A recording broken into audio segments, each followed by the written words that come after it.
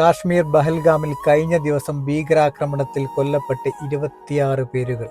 തൻ്റെ കുടുംബത്തോടൊപ്പം വിനോദയാത്രക്കെത്തിയ ഇവരെ മതമേതാണെന്ന് ചോദിച്ച് തീവ്രവാദികൾ വെടിവെച്ച് കൊല്ലുകയായിരുന്നു.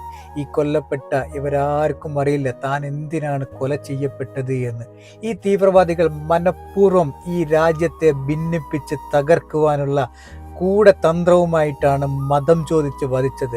ഇതിനൊരൊറ്റ മതമേ ഉള്ളൂ, തീവ്രവാദത്തിന്റെ ഭീകരവാദത്തിന്റെ മതം. ഈ രാജ്യം വിവിധങ്ങളായിട്ടുള്ള രാഷ്ട്രീയം, മതം, ഭാഷ, ദേശം, നിറം, അങ്ങനെ പല വിധത്തിലുള്ള സംസ്കാരങ്ങൾ ഉൾക്കൊണ്ട് മുന്നോട്ട് പോകുന്ന ഈ രാജ്യത്തെ ഭിന്നിപ്പിച്ച് തകർത്തെറിയാനുള്ള തീവ്രവാദികളുടെ ശ്രമമാണ്. ഇതിൽ നമ്മൾ ഇന്ത്യക്കാർ പെട്ടുപോകരുത്.